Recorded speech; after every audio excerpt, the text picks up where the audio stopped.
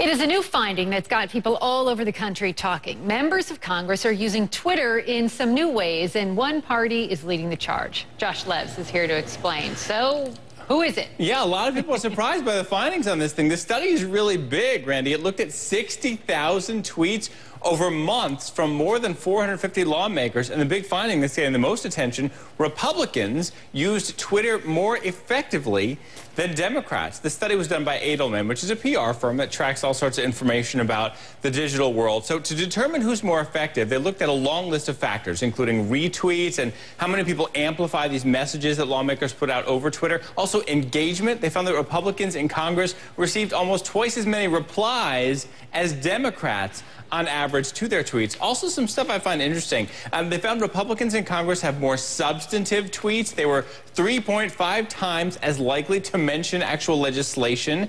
And of tweets in which lawmakers mention someone from the other political party, I think a lot of us would expect they'd mostly be attacks. They're not. About half are collaborative, and far fewer of those tweets mentioning the opposite party are critical of the other party. This is something most lawmakers are seeking. They're trying to reach people and be heard and have their messages echo on Twitter.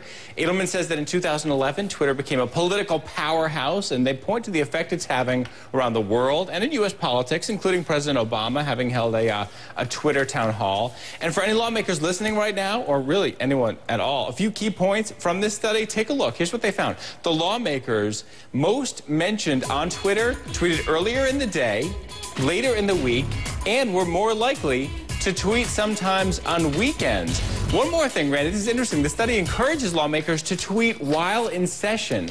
Obviously, the people's work comes first, but Edelman says it's a great way of humanizing the legislative process and shedding light on it. And folks, you can take a look at the whole report. I got it linked up for you at all my pages. It's at Facebook and Twitter, Josh Levs CNN, at theblogcnn.com/Josh. So, Randy, some surprises in there and a really extensive study. I give them props for that. Yeah, tweeting while in session. Our tax dollars at work. I love that. I know, right? So which lawmakers, Josh, are really having the biggest impact, do you think, on Twitter? Yeah, so I asked them for the absolute up-to-date list so I could share it with you all right now. And the folks at Edelman crunched brand new numbers, and here it is. They're saying the most influential Twitterers, and this combines all sorts of factors.